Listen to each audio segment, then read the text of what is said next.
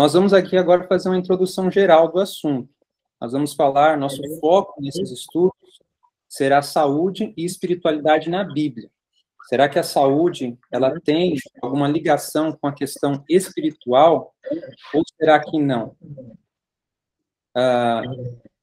Primeiro texto que eu quero ler com vocês, se vocês estiverem com a Bíblia aí, quiserem abrir a Bíblia de vocês, abram no livro de João, 3 João, o verso 2, né? Só tem um capítulo, então é 3 João, verso 2. Busquem nas suas Bíblias, eu acho que é importante nós abrirmos a Bíblia. 3 de João, 1, 2. Todos acharam? Amém? Amém. Muito bem. Então, vamos lá. O texto diz assim para nós. Desejo que te vá em todas as coisas e que tenhas o quê? Que tenhas Saúde. Saúde. Assim Saúde. como bem alma. Então, qual que é o desejo de Deus para nós? É o mesmo desejo de João para Gaio, quando ele manda aqui essa mensagem. O desejo de Deus para nós é que nós possamos ir bem em quantas coisas?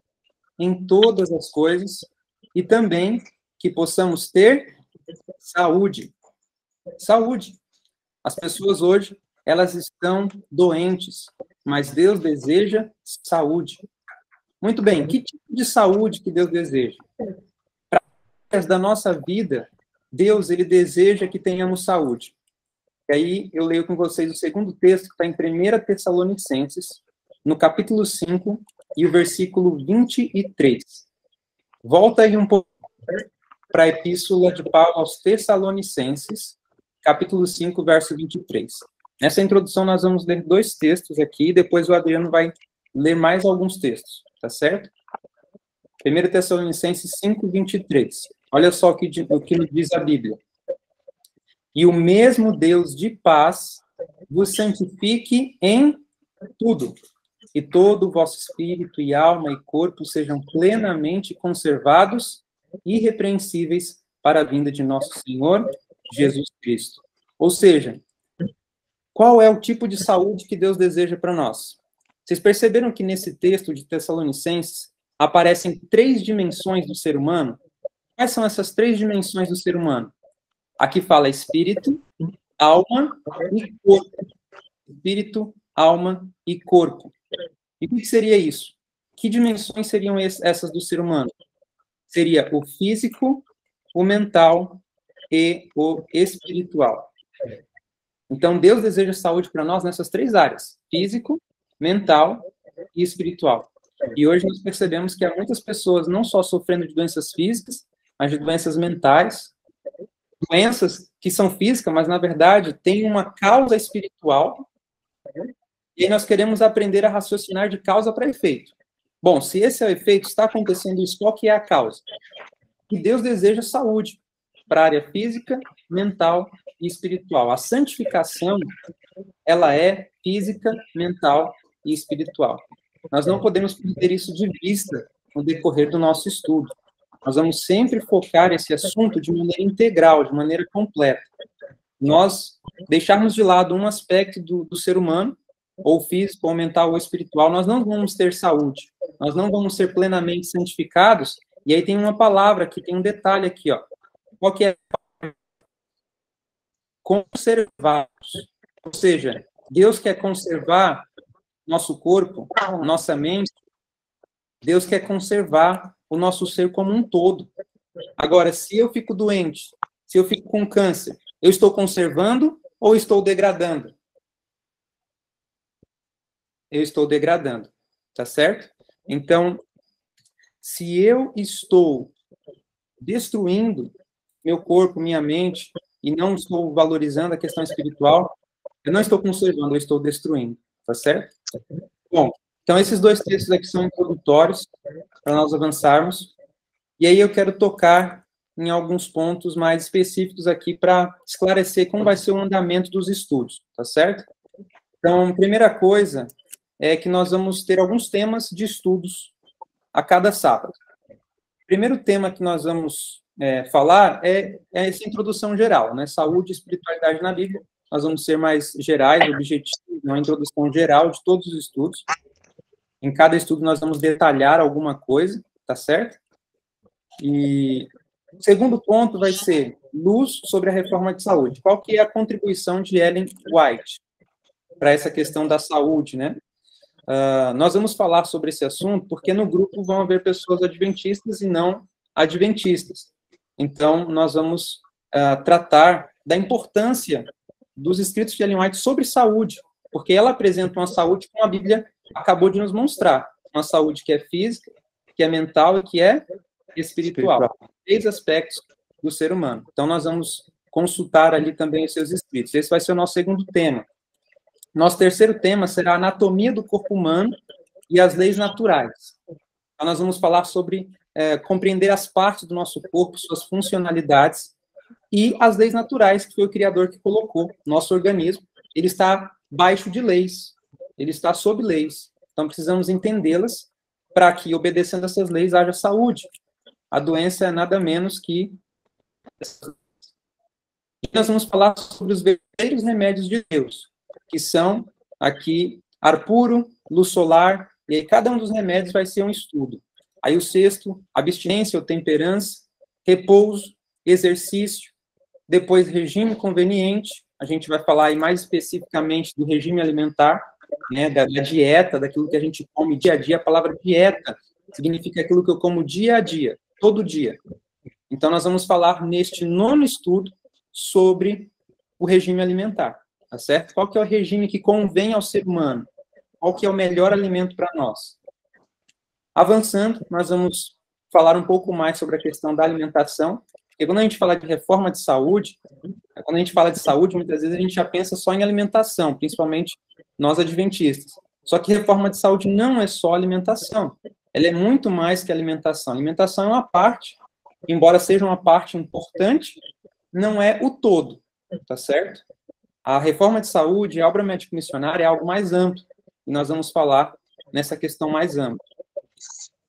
Depois nós vamos falar sobre água, no 11º estudo, confiança no poder divino, relação das leis naturais e o desenvolvimento do caráter. Esse vai ser um ponto importante, acredito que vai ser um dos estudos que, para mim, particularmente, seria um dos mais importantes, a relação das leis naturais com o desenvolvimento do caráter. E o 14º estudo, e de chamar, praticar a médica missionária, a ensinarmos as pessoas a reforma de saúde, não só na teoria, mas principalmente na prática. Nós não podemos ficar na teoria, precisamos colocar em prática em nossas vidas e então levar às outras pessoas. E aí vão ter alguns estudos extras, conforme algumas necessidades aí, alguma dúvida que ficou em algum ponto, ou algum outro estudo específico que a gente possa fazer, talvez uns 2 ou 3 estudos extras, tá certo?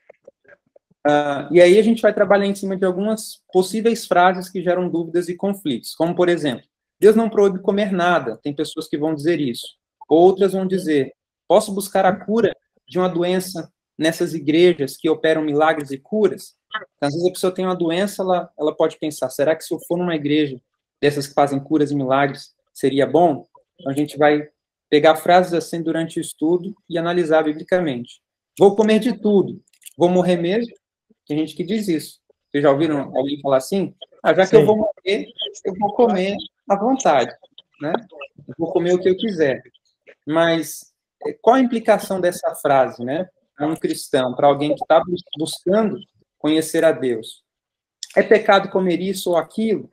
Muitas pessoas também perguntam aí, será que se eu comer isso, aquilo, é pecado? Será que Deus vai se ofender? Enfim. Uma pergunta agora, 2. É confiável usar remédios de farmácia? Né? Será que tudo que tem na farmácia é bom? Eu posso usar de tudo, né, para essa doença, para aquela outra e tal? Então, eu quero que a gente aprenda a migrar dos remédios de farmácia para os remédios naturais. Isso é um processo que tem que quebrar paradigmas na nossa mente, porque muitos de nós conhecemos de remédios específicos que servem para coisas específicas, e a gente já vai direto comprar aquele remedinho de farmácia para isso e para aquilo, para aquela dor, para aquele incômodo, para aquele sintoma que a gente está sentindo. Então, como mudar isso? A gente vai, então, trabalhar essas perguntas aí dentro dos estudos. Tudo que vende no mercado é saudável? Então, nós precisamos ser mais criteriosos ao ir no mercado, né? Fazer compras. Tudo que tem ali é saudável, eu posso comer de tudo. Nós temos que ter o costume, às vezes, de ler o que está escrito nos rótulos, para nós não comprarmos algo que vá fazer mal ao nosso organismo, tá certo? Então, tem que ser um pouco mais criterioso na hora de sair às compras. Muito bem. E aí, tem outras perguntas que vão surgir. Vamos avançar. Recomendações de leituras. Nós vamos recomendar 2 livros para vocês lerem, junto com a Bíblia, né, que nós vamos estar estudando, mas tem 2 livros que são excelentes. O primeiro livro é A Ciência do Bom Viver, de Ellen White. Então, leiam esse livro. Se você quer ser um obreiro médico missionário, se você quer ajudar as pessoas levando o evangelho através da reforma de saúde, então, leia esse livro, tá bom? Leia esse livro. Leia o livro A Ciência do Bom Viver. Um outro livro que nós também recomendamos de Ellen White é Conselhos sobre Regime Alimentar. E esse livro já é mais específico, tá? Especificamente sobre o nosso novo estudo, que é o estudo sobre o regime conveniente. Então, Conselhos sobre Regime Alimentar é sobre a dieta, sobre aquilo que a gente come ou deixa de comer. Ciência do Bom Viver é mais amplo, ou seja, é o conhecimento de viver bem. Qual é o conhecimento que eu preciso para viver bem, para ter saúde? Lembrando que saúde não é só o oposto de doença, tá? Saúde é algo mais amplo que isso. E a gente vai estudar isso nos estudos aí que temos a seguir. Quais são os materiais de estudo, né? A bibliografia, que livros nós vamos usar? Os livros texto. Primeiro, a Bíblia, nós vamos usar a Bíblia, nós vamos usar os escritos de Ellen White, nós vamos usar a ciência, mas nós buscamos usar a ciência verdadeira, porque existe uma ciência falsa, existe o cientificismo, que coloca a ciência acima de qualquer outra forma de explicar a realidade. Então, isso é você colocar a ciência como um ismo, né, como uma crença, até uma crença dogmática para alguns. Então, nós precisamos buscar a verdadeira ciência. E o que é a verdadeira ciência? É a ciência que não se opõe à Bíblia, nem aos escritos ali que nós vamos usar, nós consideramos escritos inspirados, né? No nosso próximo estudo, no próximo sábado, vamos falar sobre ela. Então, a ciência, ela tem que se conformar com a Bíblia, e não a Bíblia se conformar com a ciência, porque Deus, ele é maior que os cientistas. Amém? Louvado seja Deus. Muito bem. E aí nós vamos usar também alguns outros livros e ver alguns testemunhos de algumas pessoas. Tudo isso vai estar dentro aí dos nossos materiais de estudo, tá certo? Vamos avançar. Recomendo para vocês também os livros em áudio. Caso você não tenha o livro físico, Ciência do Bom Viver, Conselhos sobre Regime Alimentar, eu recomendo que vocês possam baixar ou ouvir no seu smartphone ou no próprio computador, ouvir os livros de Ellen White em áudio, esse livro A Ciência do Bom Viver e esse livro Conselhos sobre Regime Alimentar. Eles estão na internet. Eu vou mostrar aqui para vocês que eles estão aqui na internet. Tem aqui um site, vejam aqui. Vocês estão vendo aí o site Ellen White Áudio. E aí nós temos aqui o livro A Ciência do Bom Viver, em áudio. Aqui são todos os capítulos que nós temos do livro, tá certo? Então, nós temos aqui capítulo 1, capítulo 2, e também o livro Conselhos sobre Regime Alimentar. Você pode baixar em PDF, pode baixar os áudios, ouvir no próprio site, tá certo? Então, não deixem de ler ou de ouvir. Façam pelo menos aí uma das duas coisas, tá certo? Que é importante vocês lerem esses livros. Foi importante para mim, foi importante para o meu irmão. É valioso nós estarmos aí acompanhando e lendo esses livros, tá certo? Bom, continuando aqui, para a gente avançar. Eu vou mandar tudo no grupo, os links para vocês acessarem, tá bom? Qual vai ser a nossa metodologia?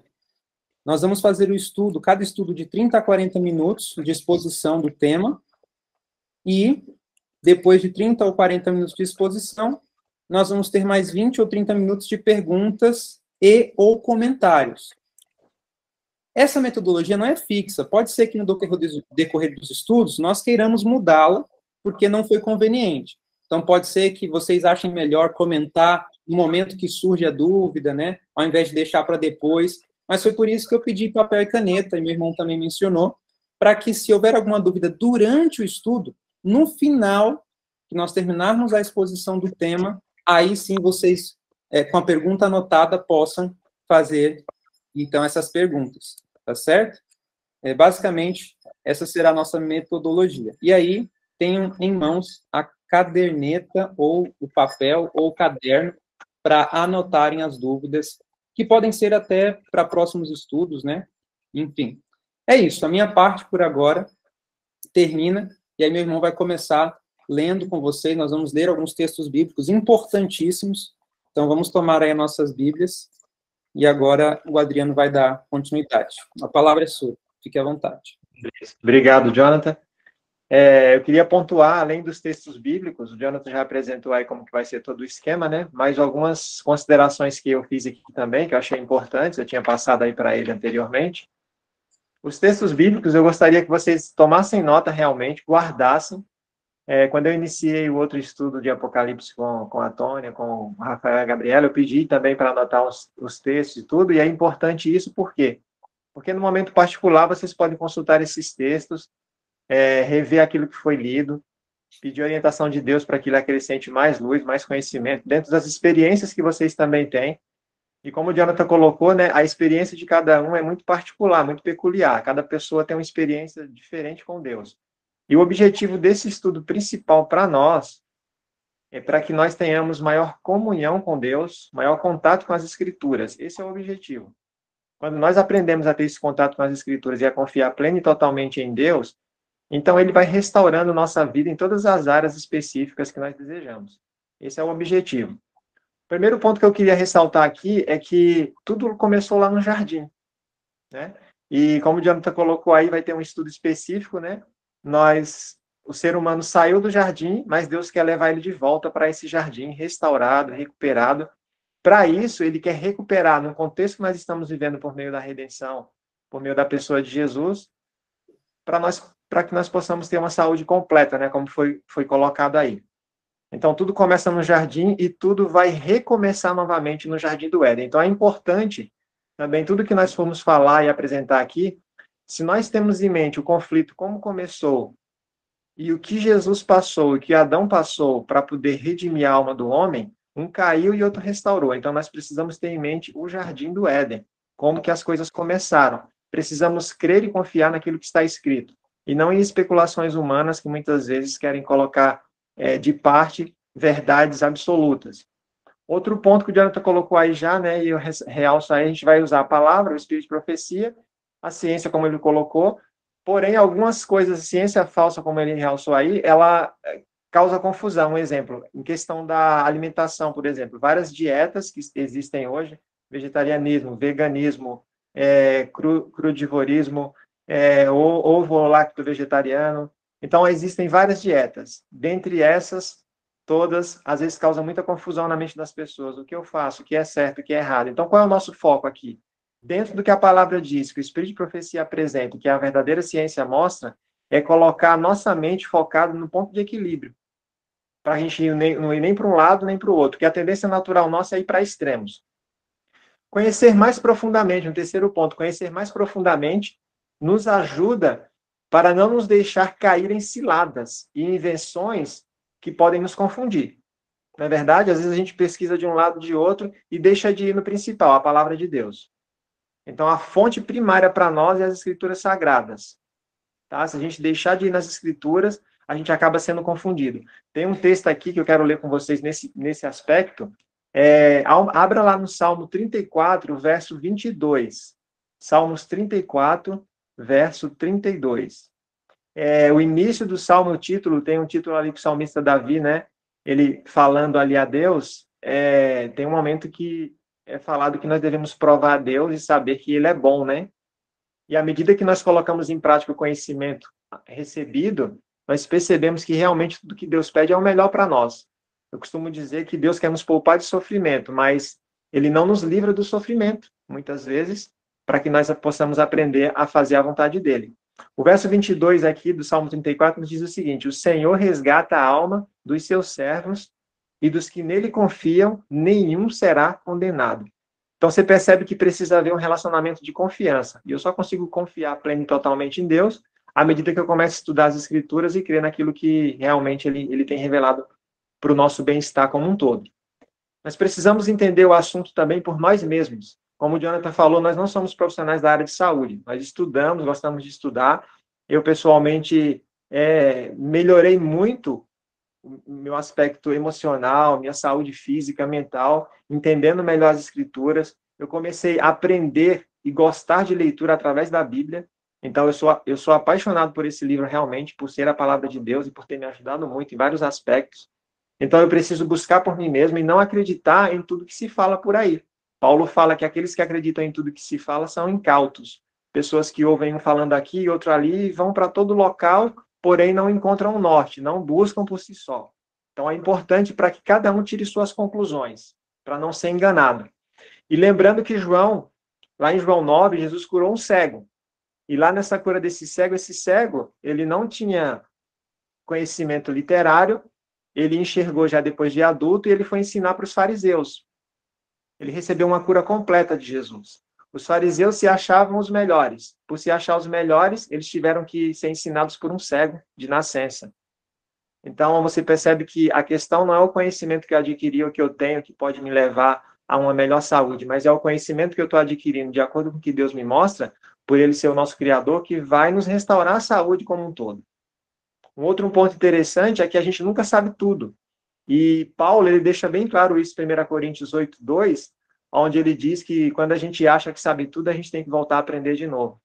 Então, muito importante a gente ter humildade, reconhecer que a gente precisa sempre estar aprendendo. Sair da superfície também, sabe? Às vezes a gente fica muito na superfície, lê as escrituras e entende muito superficialmente um texto. É importante a gente escavar, a gente ir além daquilo que está na superfície, sabe? Cavar fundo. Cavando fundo, a gente consegue ter uma compreensão maior dos textos. Eu sempre aconselho a pessoa a ter dicionário bíblico, dicionário normal de palavras, e comparar passagem com passagem sobre o assunto estudado, o assunto específico, para que a gente não seja enganado, porque existem muitas pessoas que, infelizmente, acabam enganando as pessoas que muitas vezes são sinceras, tá? E antes de entrar no texto bíblico aqui, eu queria ler uma citação aqui que eu peguei, que separei de uma lição de escola sabatina, que está numa meditação chamada Outro Poder, que é dito o seguinte, ó: não há desculpa para ninguém tomar a posição de que não há mais verdade a ser revelada e que todas as nossas exposições das Escrituras são isentas de erros. Ou seja, uma pessoa pode apresentar um assunto nas Escrituras e ela pode estar errada na sua conclusão.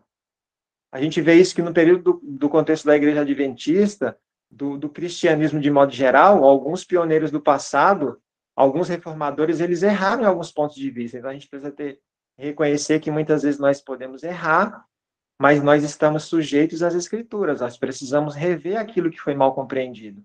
O fato de certas doutrinas terem sido consideradas verdadeiras por muitos anos, por nosso povo, não é prova de que nossas ideias sejam infalíveis.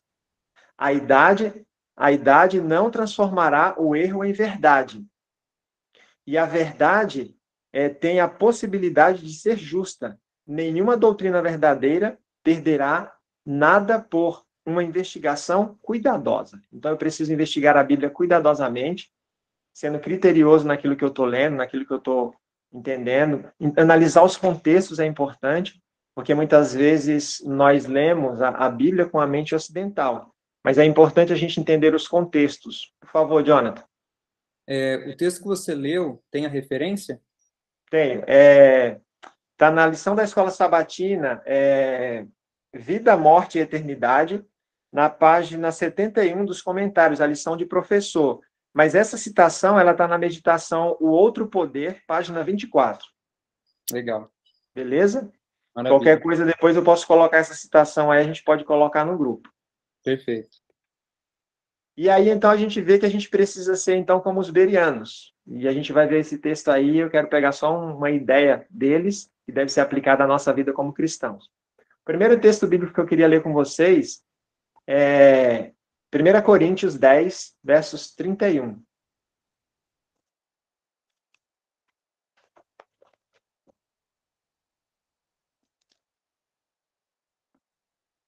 Eu queria que alguém lesse o verso 31, por gentileza.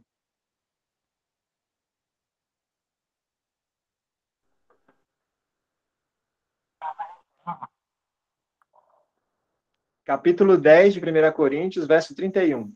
O texto diz: portanto, quer comais, quer bebais ou façais outra coisa qualquer, fazei tudo para a glória de Deus. Então, o objetivo aqui de tudo que nós vamos aprender, ou de tudo que nós fazemos na nossa vida, é sempre para a glória de Deus. Esse foi o objetivo de Deus ter criado o primeiro casal lá no jardim. Eles deveriam ter vivido para a glória de Deus. Mas quando o pecado entra, mancha a glória de Deus no homem. Então, tudo que nós fazemos em qualquer área da nossa vida é tudo para a glória de Deus.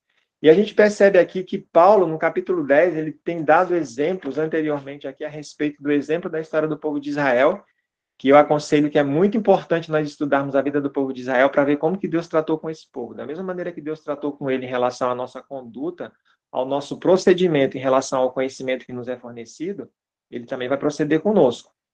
A grande questão é que, diferente do contexto de Israel para nós hoje, é que Israel vivia num contexto de teocracia, onde Deus era o governante ali, mas aqui nós vivemos num período aqui onde nós somos sujeitos a outros líderes governamentais, porém, o governo soberano sobre esses governos é o próprio Deus.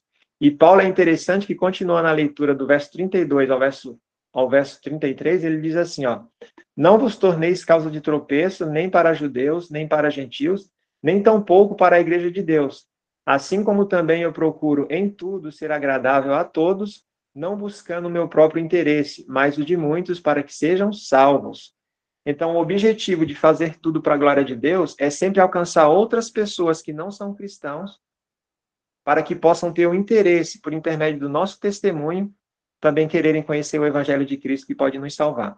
Então, quão importante é o nosso testemunho e como foi importante o testemunho de Paulo em relação ao conselho que ele estava dando aqui aos Coríntios, que serve para nós. E Paulo foi mais ousado porque no capítulo 11, verso 1, ele fala para que sejam imitadores dele, como também ele era de Cristo.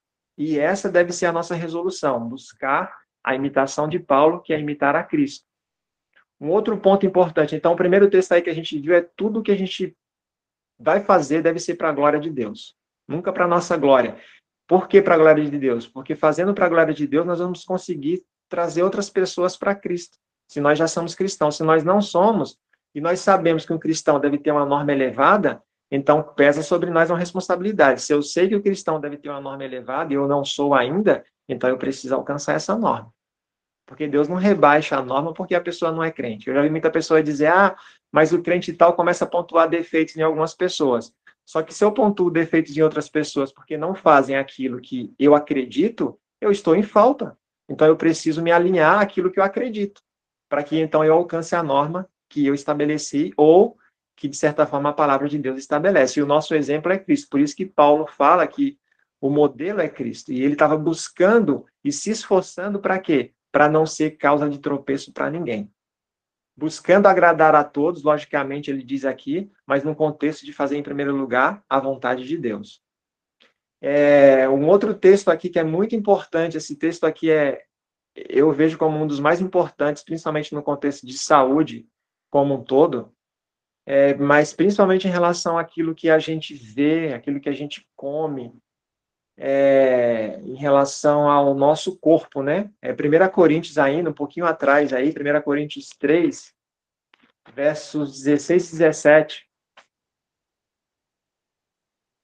Esse texto é muito conhecido por nós que já somos adventistas, e eu creio que muitos até cristãos, eles conhecem bem esse texto, mas a questão aqui não é analisar o contexto, mas é fazer uma aplicação do texto.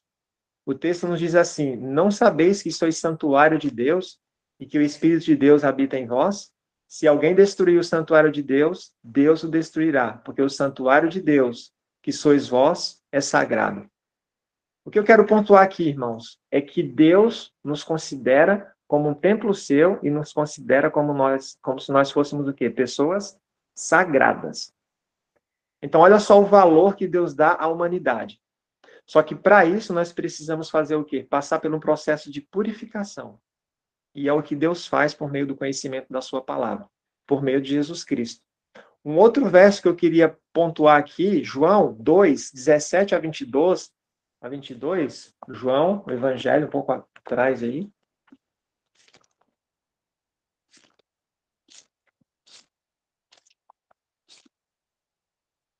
Capítulo 2, versos 17 a 22, diz o seguinte: lembraram-se os seus discípulos de que está escrito: o zelo da tua casa me consumirá.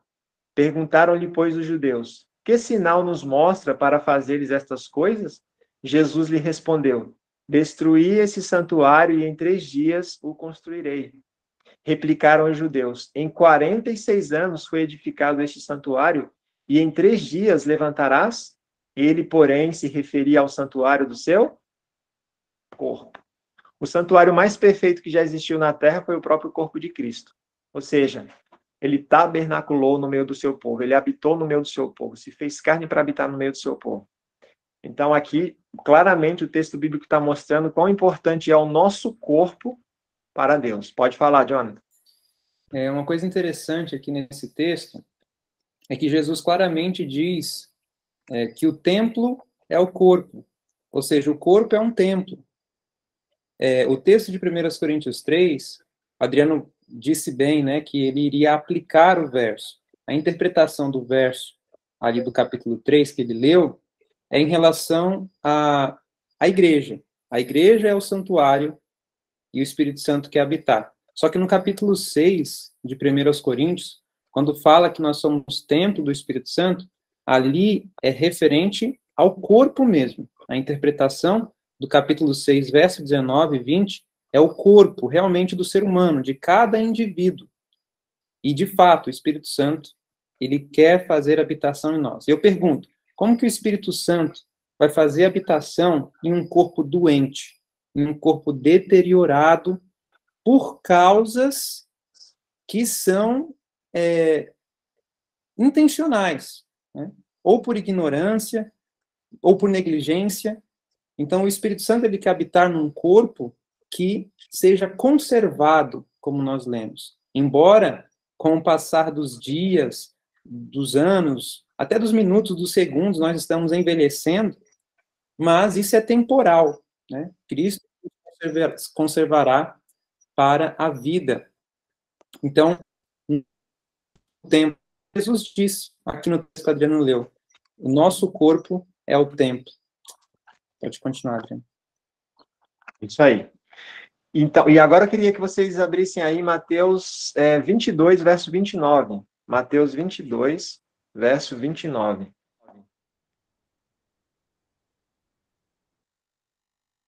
Então, nós vimos até aqui, então, que tudo que fazemos deve ser para a glória de Deus, que o nosso corpo é santuário do Espírito Santo, o próprio Jesus testificou isso, para que haja habitação do Espírito. Como o Jonathan colocou, nós não podemos, Deus não quer que nós fiquemos doentes, Ele quer que nós sejamos saudáveis, né?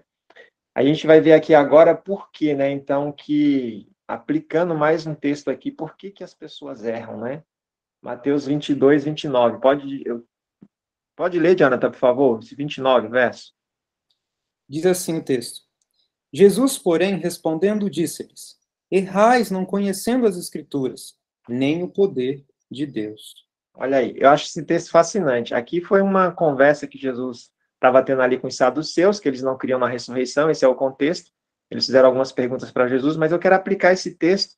Por que as pessoas erram tanto e por que elas estão tão doentes? É porque não conhecem as Escrituras, nem o poder de Deus. E é interessante que a Bíblia diz que o poder de Deus é o seu Espírito na vida.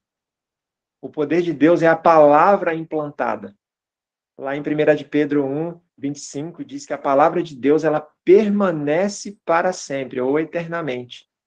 E essa é a palavra que vos foi evangelizada, Pedro dizendo. Então, a palavra de Deus estando em nosso coração, a palavra de Deus causando mudanças em nossa vida, a partir do momento que ela é aplicada, crida e obedecida, então nós vamos obter o resultado de quê? Esperado, saúde. Então, a plenitude do Espírito, ela vai ela vai acontecer na nossa vida. O poder de Deus vai se manifestar em nossa vida. Então, a grande ignorância e a grande causa de debilidades físicas, morais, espirituais hoje é a falta de conhecimento das pessoas nas Escrituras. E lembrando aqui, enfatizando o contexto, os saduceus, eles não criam na ressurreição. E sabe por que eles não criam na ressurreição? Eles acreditavam nos 5 primeiros livros de Moisés. Mas eles não acreditavam nem nos profetas, nos provérbios, os livros que vieram depois, que foram escritos. Mais luz adicional. E sabe por que muitas pessoas perecem hoje? Às vezes leem as escrituras, aí vem mais informação que Deus dá, às vezes ciência mostrando, espírito de profecia, como nós vamos estudar aí, mas as pessoas ignoram esses conselhos. Por quê? Erram porque desconhecem as escrituras e o poder de Deus. Então, o poder de Deus se manifesta em tudo aquilo que foi escrito de forma inspirada, e lembrando que Deus se revela de várias formas, né? Deus se revela pela natureza, a gente pode obter curas por meio de coisas naturais, por o próprio Jesus e pelas escrituras sagradas. Então, é muito importante isso. Um outro ponto aqui que é interessante, em João 5,39, é dito lá que nós... Vamos ler o texto, eu tenho 2 textos, 2 versos para ler lá. João 5,39.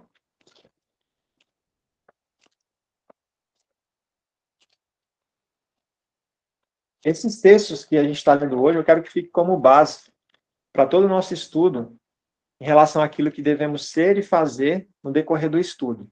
Esse texto aqui é muito importante e nos diz assim: examinais as escrituras, porque erram lá por quê? Porque deixam de examinar. Quando eu examino, ou eu vou errar menos ou eu vou deixar de errar, concordam? À medida que eu vou conhecendo, eu vou deixando os erros de lado.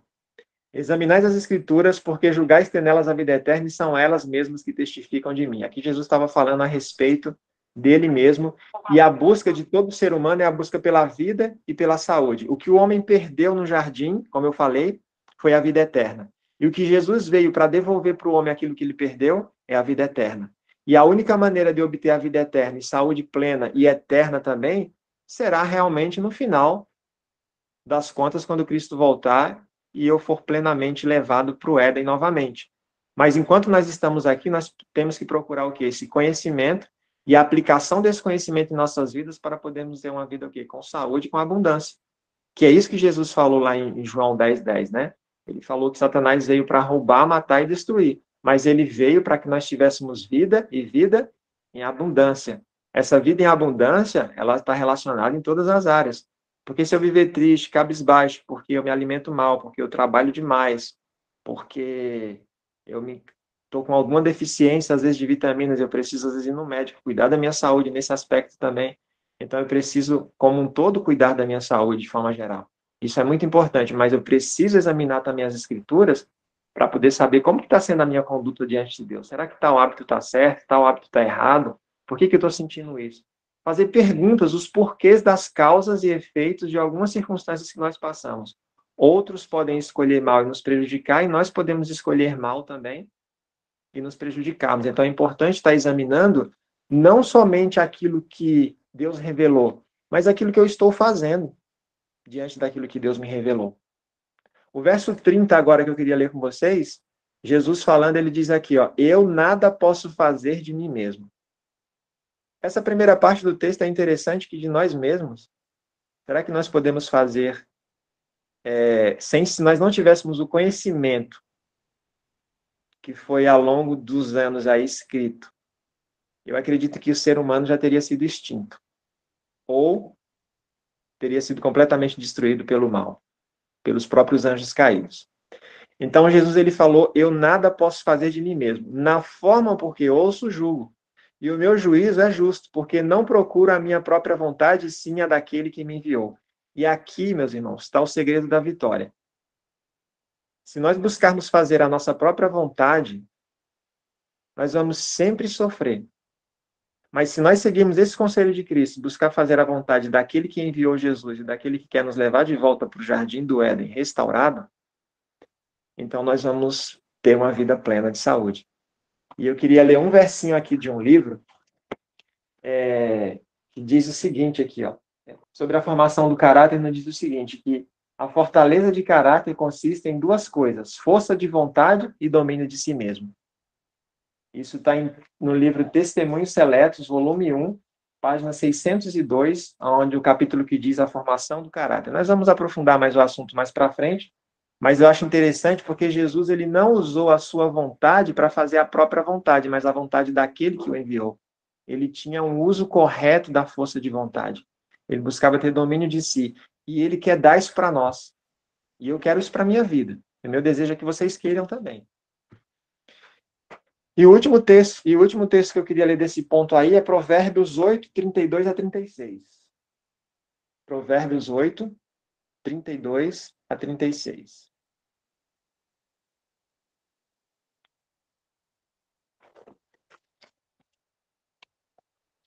Eu acho esses textos de Provérbios que nós vamos ler agora fortíssimos.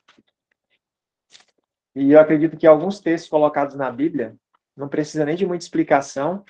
E eu acredito que o objetivo de Deus é realmente impressionar a nossa mente em relação à sua santidade, em relação ao pecado. E do 32 ao verso 36 são os últimos versos do capítulo 8. Capítulo 8 de Provérbios, do 32 ao 36, irmão. O texto bíblico nos diz o seguinte: agora, pois, filhos, é interessante que aqui ele fala no plural, né? Agora, pois, filhos, ouve-me, porque felizes serão os que guardam os meus caminhos. Ouve o ensino, sede sábios, e não rejeiteis. Feliz o homem que me dá ouvidos, velando dia a dia as minhas portas, esperando as ombreiras da minha entrada. Porque os que me acham, acham a vida. E alcanço o favor do Senhor. Mas o que peca contra mim, violenta a própria alma. Todos os que me aborrecem, amam a morte. E o oposto de vida é morte. Então você percebe que, verso 35, ele diz, porque os que me acham, acham a vida. Examinando as escrituras que testificam que nela tem a vida eterna, nós vamos encontrar o melhor caminho para podermos fazer a vontade de Deus e termos saúde plena, né? É isso que a gente está buscando aqui no estudo. E um detalhe interessante aqui, né, irmãos, que o último verso eu acho muito forte, que ele diz que aquele que peca contra mim violenta a própria alma. Você sabe o que é exercer violência contra alguma coisa? A palavra violência aqui, violenta, né, eu acho muito forte, porque quando você machuca alguém, ou quando alguém te machuca, você fica extremamente ferido, magoado, sentimentalmente, fisicamente. E o pecado é isso que ele faz, ele afasta a gente de Deus, ele cria em nossa mente uma ideia errada a respeito de Deus, e é isso que Satanás quer fazer. Como diz lá em Isaías 59, diz que o que afasta o homem de Deus são os seus pecados. Mas diz que os ouvidos de Deus não estão surdos ao nosso clamor, nem as suas mãos estão encolhidas. Então Deus está disposto a nos ouvir. Reconhecer que muitas vezes erramos, reconhecer que às vezes precisamos aprender mais, precisamos mudar hábitos. Para quê? Para que a gente possa ter vida. Vida em abundância, vida plena. É esse o desejo de Deus para nossas vidas. Por favor, Jonathan. Eu queria só fazer um comentário em cima disso daí, Adriano, que a verdade, muitas vezes, a verdade a respeito de algum assunto ligado aí à reforma de saúde, por exemplo, pode confrontar o que a gente aprendeu até aqui, pode confrontar alguns ensinos que recebemos, algumas coisas que aprendemos, só que ao mesmo tempo que a verdade confronta os nossos desejos também, os nossos gostos, ela liberta da escravidão do apetite, e é por isso que muitas pessoas estão doentes, porque se tornaram escravas do apetite, de uma dieta pervertida, de um estilo de vida que adoece, de um ambiente que faz as pessoas ficarem enfermas. Então, quando nós aceitamos essa confrontação, nos humilhamos, aí nós podemos ser libertos. E muitas pessoas, como diz lá Provérbios 26, né, diz que a multidão dos homens apregou a sua bondade. Ou seja, as pessoas falam, não, eu não bebo, eu não fumo. É o que o texto de Provérbios está falando. Apregou a sua bondade, falam da sua bondade. Eu não bebo, eu não fumo, eu não bebo bebida alcoólica, né? Só que não basta isso. O que precisamos? É das orientações de Deus, como diz Provérbios. Ouvi a instrução, sede sábios, não a rejeiteis. É isso que nós precisamos. Isso aí. E sabe o que é interessante, Leandro? Você falando isso aí, eu lembrei, eu vi um verso aqui, antes da gente entrar no grupo, eu estava lendo algumas coisas, e lá em Provérbios, capítulo...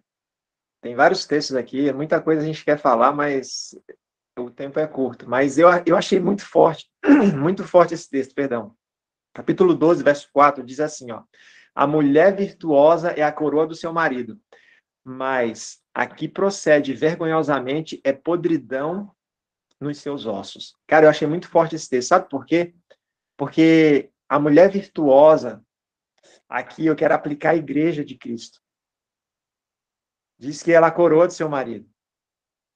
Mas se nós agirmos vergonhosamente, não aplicando em nossa vida esses princípios, a gente vai ser podridão.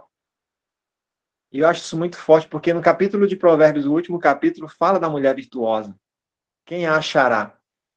E ali se aplica muito ao contexto da igreja, dos filhos de Deus, de nós que estamos conhecendo a verdade. É muito importante nós agirmos virtuosamente, valorizar aquilo que temos, porque tanto a Bíblia quanto os outros escritos inspirados foram escritos com muito sacrifício. Um exemplo disso é o livro de Apocalipse ali, onde João escreve preso em uma ilha. Ele estava em uma ilha, teve as visões, e depois ele relata tudo por escrito aí. E essas cartas eram mandadas às pessoas naquele contexto, e hoje nós temos esse legado aí, então nós precisamos valorizar isso. Isso é importante. Os últimos textos aqui eu quero ler com vocês, o quarto e último ponto, né? A gente viu até aí que tudo deve ser feito para a glória de Deus, o nosso corpo é santuário, que muitos erram porque desconhecem as escrituras. A gente vê aí também que a gente precisa examinar as escrituras, que é muito importante para o nosso crescimento espiritual como um todo. E agora a gente vai ver o exemplo que eu tenho na Bíblia para a minha vida, é o exemplo dos bereanos, no capítulo 17 do livro de Atos, versos 10 a 13, livro de Atos dos Apóstolos.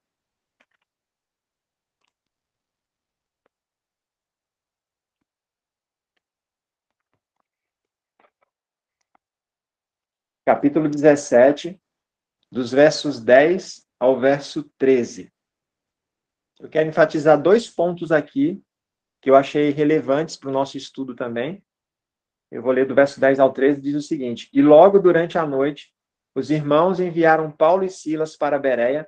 Ali chegados, dirigiram-se à sinagoga dos judeus.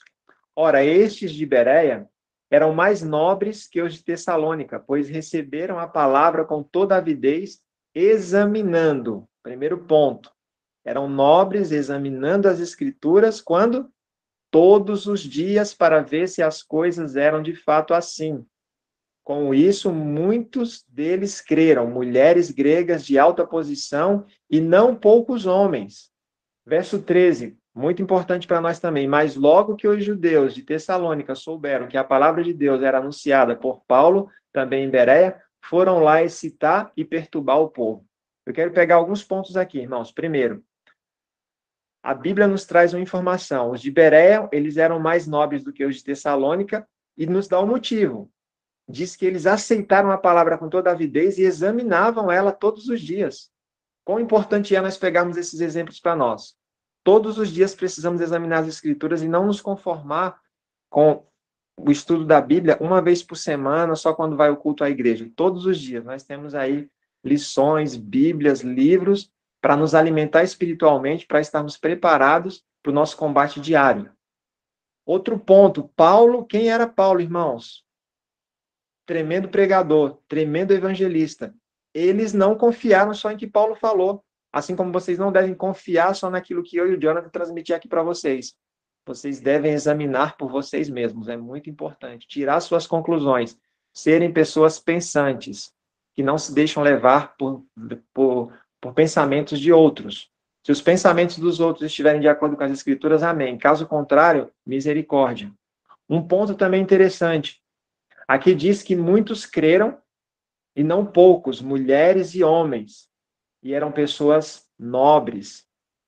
Então a gente percebe que essas pessoas, elas, primeiro que naquele contexto, para ter as Escrituras, não era qualquer pessoa que tinha em mãos. Então eles tinham em mãos as Escrituras, e eles iam examinar, para ver se realmente o que Paulo estava falando confirmava com o que está escrito.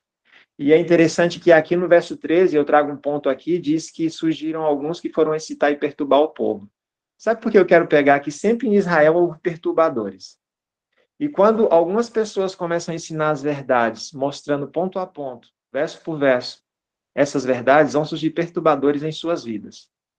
Nunca esqueçam disso.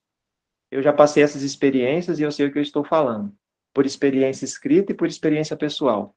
Quando nós desejamos incessantemente saber a verdade, fazer e praticar essa verdade em nossas vidas, vão surgir vários perturbadores dizendo: isso é bobagem, você está parecendo fanático e radical, você acredita nisso que está escrito, isso aí é para o tempo do povo de Israel. Não, hoje Deus santificou tudo. Sabe aquelas ideias erradas?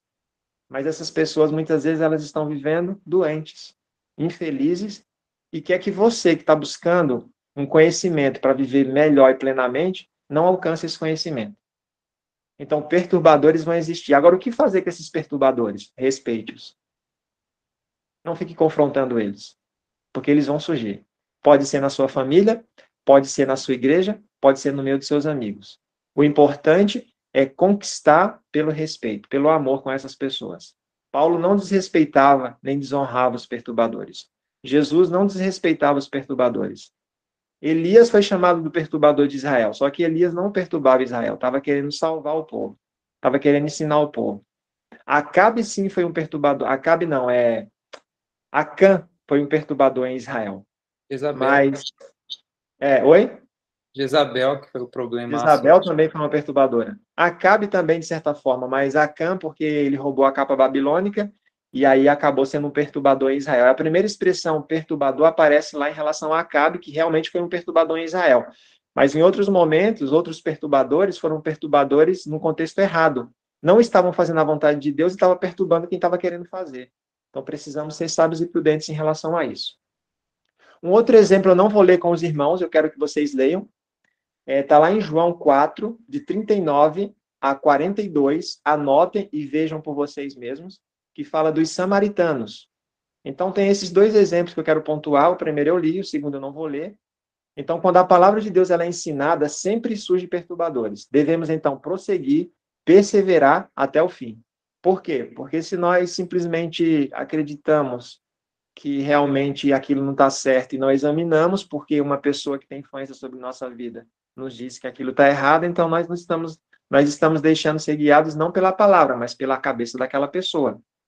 A gente precisa também aprender a ser um ouvinte atento e um pesquisador incansável. À medida que eu pesquiso constantemente as escrituras, aquilo vai se fixando, se fortalecendo mais na minha mente, e ninguém vai tirar aquilo do meu coração. O salmista mesmo disse lá no Salmo 119, verso 11.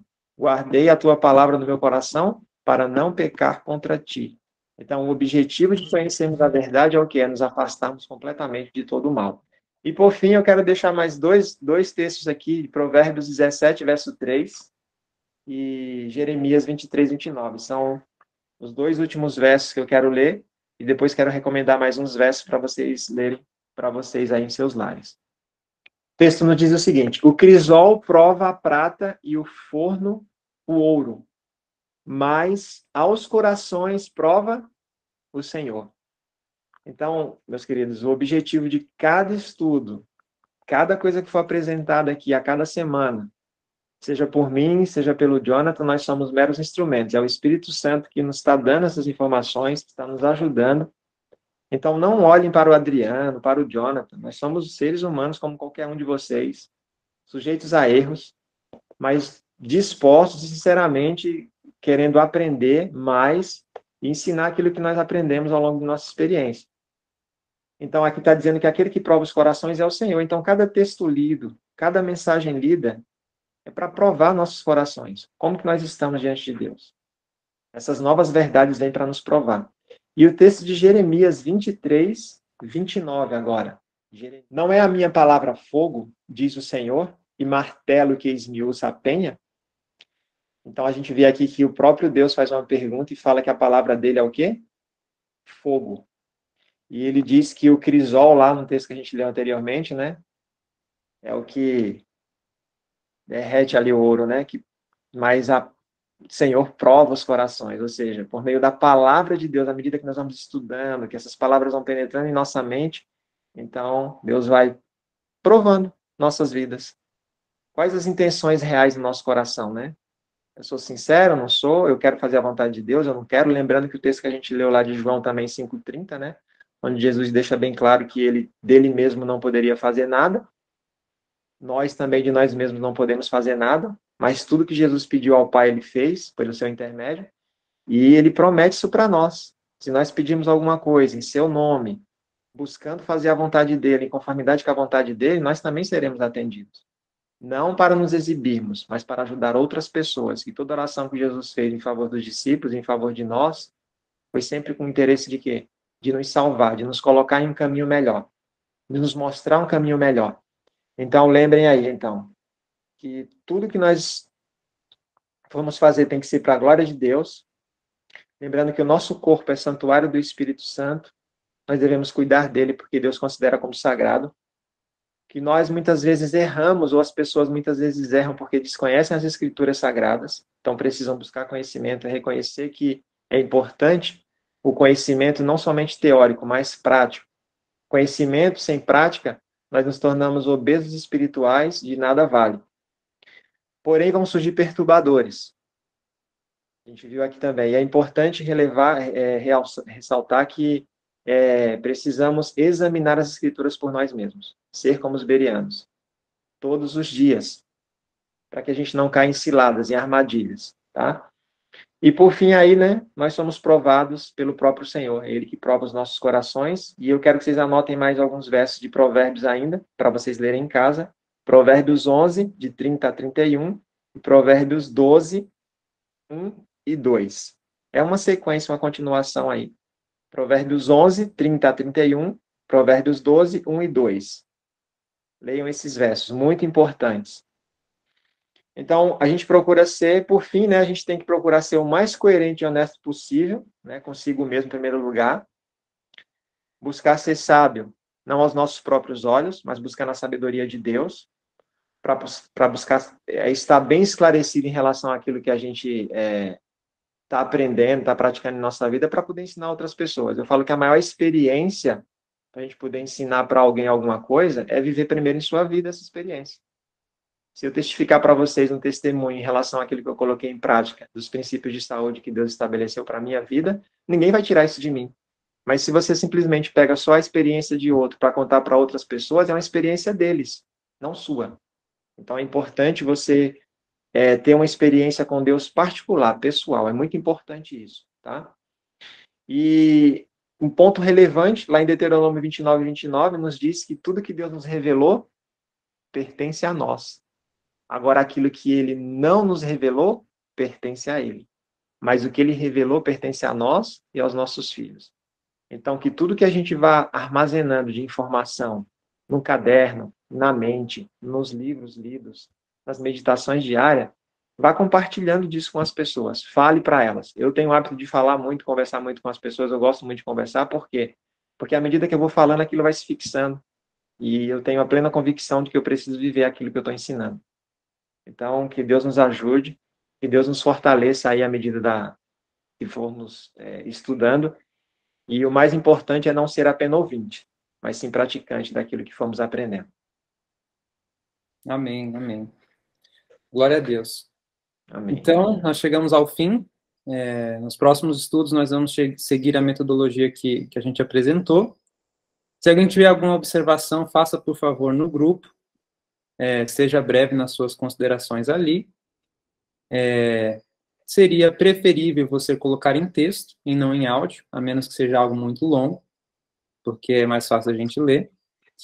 E todos os textos dos estudos nós vamos estar compartilhando nos grupos. Então, no grupo, né?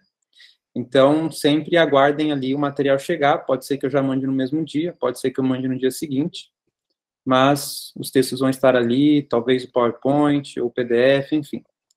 Então, espero que Deus esteja nos dirigindo a cada passo. E, por fim, eu ressalto o primeiro texto que foi lido, que o Adriano leu, 1 Coríntios 10, 31, portanto, quer comais, quer bebais, ou façais outra coisa qualquer, fazei tudo para a glória de Deus. Então, essa deve ser a nossa motivação. Nossa motivação não deve ser nem mesmo ter saúde, fazer a reforma de saúde para ter saúde, mas fazer a reforma de saúde para glorificar a Deus. Esse deve ser o objetivo.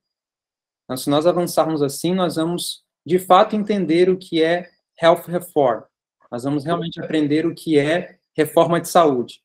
E não health deform. Health deform é deforma de saúde, né? Tem um trocadilho em inglês, nós vamos falar sobre ele em algum estudo. Ao invés de fazermos uma reforma de saúde, nós corremos o risco de deforma de saúde. E não é isso que nós queremos. Nós queremos fazer uma reforma de saúde com propósito, com o foco na espiritualidade, para termos uma comunhão melhor com Deus, estarmos mais bem preparados para o que vamos enfrentar aí à frente, e não será coisa fácil, serão coisas difíceis que temos pela frente, mas o Senhor Deus estará conosco. Nós vamos terminar com a palavra de oração, antes o Adriano vai falar mais alguma coisa, e aí nós vamos encerrar com a palavra de oração. Hoje eu estava lendo um texto que até uma irmã falou quando eu fui pregar em Paraisópolis, e eu estava relendo esse texto hoje. A saúde, na verdade, nós ganhamos como presente daquilo que nós colocamos em prática em nossas vidas. Então, a saúde não deve ser o objetivo.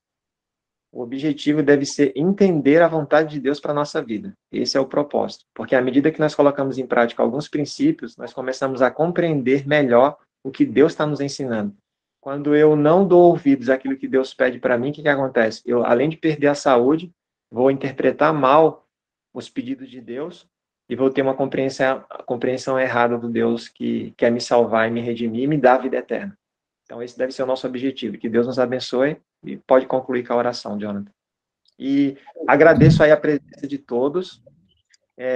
Quero dizer que estou muito feliz pela presença de todos vocês. O grupo chegou a 56 pessoas no total. Todos não participaram hoje, vai ficar gravado. Orem, todos que estão participando aqui hoje, orem para que prossiga, que outras vezes outras pessoas entrem.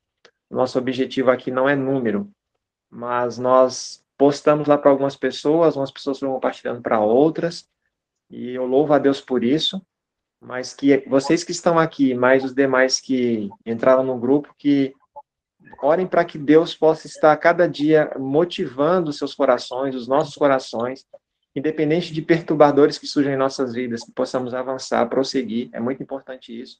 Lembre que Jesus disse que é pela perseverança que vocês vão ganhar suas almas, né? Então, é perseverando no caminho estreito que a gente vai alcançar a coroa da vida. Que Deus nos ajude. Oremos, então? Oremos. Santo e bom Pai Celestial, em nome de Cristo Jesus, queremos dar graças, ó Pai, pela nova semana que se iniciou, agradecemos pelo sábado que passamos, e queremos pedir que o Senhor nos dirija, nos conduza nessa nova semana, e nos ajude, Senhor, a digerir esse assunto que aqui meditamos, ajuda-nos a ter conhecimento da Tua Palavra acerca da reforma de saúde, acerca da obra médico-missionária, e que esse conhecimento não fique na teoria, mas que aplique a Palavra em nossas vidas, e elas se tornem em obras. Louvamos o Teu nome e pedimos que o Senhor restaure nossa mente, restaure nosso corpo, restaure a nossa vida como um todo, e nos colocamos em Tuas mãos para tal. Que o Teu Amém. Espírito habite em nós, nos dê o discernimento necessário para o tempo em que vivemos, e que possamos perceber, Senhor, que a reforma de saúde é algo espiritual, não é meramente algo de saúde física, mas tem que ver com o preparo para estar de pé no grande dia de Deus, no dia da volta de Jesus Cristo. Prepara-nos para isso. Abençoe cada um dos que aqui participaram, e que aqueles que irão ver também possam ser grandemente abençoados. É a nossa oração, em nome de Jesus Cristo. Amém, Senhor Deus. Amém. Amém, amém. Deus abençoe a todos e até sábado que vem, se Deus quiser.